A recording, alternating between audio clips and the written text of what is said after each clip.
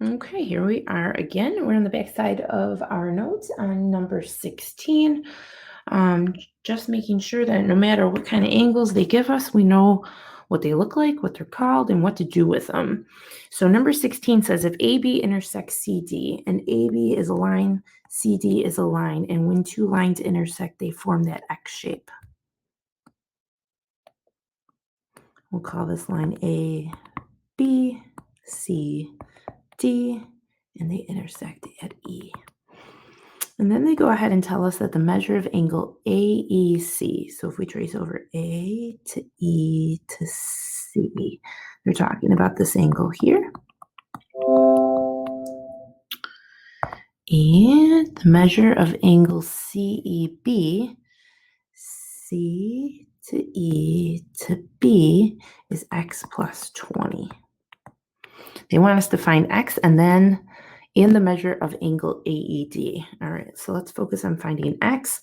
Hopefully you guys see that the two angles they gave us start here and go all the way to here, and that is a half circle, which is 180 degrees.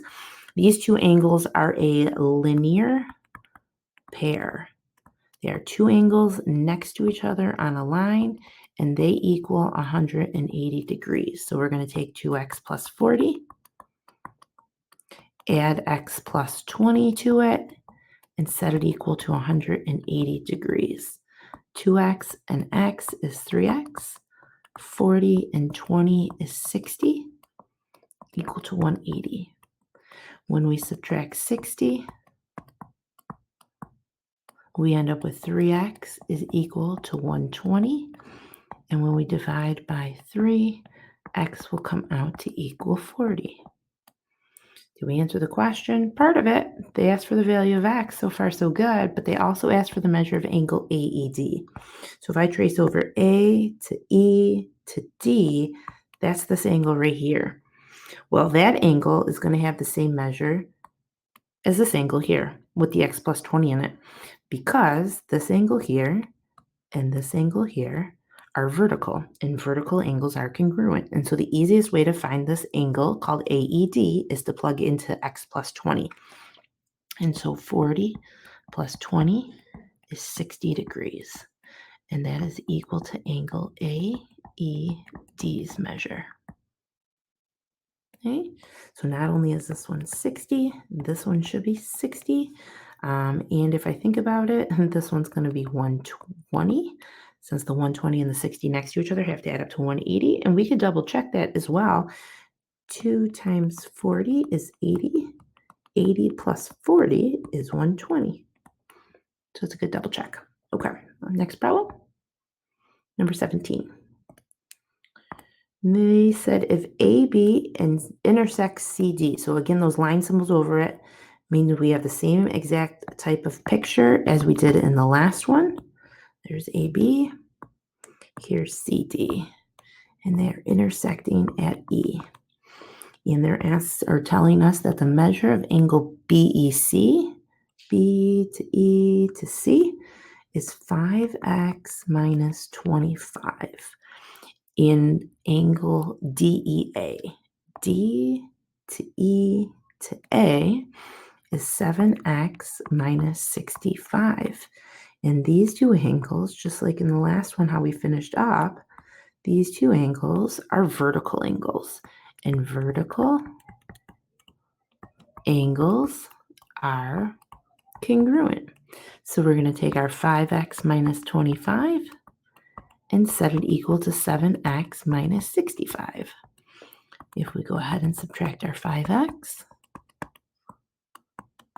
we're left with a negative 25 is equal to a 2x minus 65. We're going to go ahead and add our 65. And we will get our 2x equal to negative 25 plus 65 is 40. And when we divide by 2, x will come out to equal 20. Did they answer the question? They said find x. So part of it, yes. And the measure of angle AEC. So where is angle AEC? A to E to C. That's this angle here. So we don't have the expression over here to plug into. So what we're going to have to do, we're going to plug into the one the ones that we have. And it doesn't matter which one we plug into. They should come out to be the same. So we'll just do this one down here. 7 times 20 minus 65. That's 140 minus 65 is 75 degrees. This should also be 75 degrees since vertical angles are congruent. In these two angles here, the one I'm looking for and the one I have, remember, make that half circle so they add up to 180. And so if we take 180 degrees and we take away that 75 that we have 105 degrees left for the measure of angle AEC. And now we got both parts done. So not only is this 105, this is also 105. Okay, all right, next question, number 18. 18 says if AB bisects angle CAF, C to A to F. When they say bisects means to cut in half. So this little ray here is cutting this angle into two equal pieces. And so to mark it so we don't forget it, since I have a terrible short-term memory, we're going to put little arc marks in there. So those little red arc marks tell us that those angles are equal so we remember for later on. Okay. Then it says that angle EAF, E to A to F, E to A to F. This angle is 66 degrees. Then find the value of all of the following. Okay. So now we got to look for angle DAE. Angle D to A to E. Well, this angle, DAE, lies next to that 66 on this straight line. So if I take 180 degrees and I take away the 66, I will be left with 114 degrees. And so this angle is 114 degrees. Okay, part B, measure of angle DAC. D to A to C. So now they're looking for this one here. Well, if you notice, the easiest way to show you is that this straight line and this straight line, see 66 on one side? This has to be 66 on the other side. Those are vertical angles, and vertical angles are equal. So this is also 66. Or you could have kind of looked at the 114 we just found and said, hey, those are a linear pair next to each other. So we'll go ahead and put this as 66. All right, now they're looking for the measure of angle CAB. So if I go C to A to B, we do not have that one. But we have some information in there. Remember how we said that these two angles in here are equal to each other? Because we put the little arc marks in there because they told us this is an angle bisector of this angle. Well, this whole angle here is vertical with that 114. And so that whole angle has to be 114. And if bisects means to cut in half, and I cut 114 degrees in half, I get 57. So not only is this angle 57 degrees, but this angle here is also 57 degrees. And so angle CAB is 57 degrees. And angle BAF is 57 degrees. And we've solved the problem.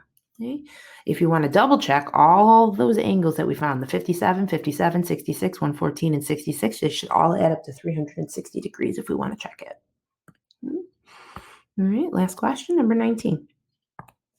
In the diagram, if the measure of angle DAE, D to A to E, is 118 degrees, the measure of angle EAF, E to A to F, is Y.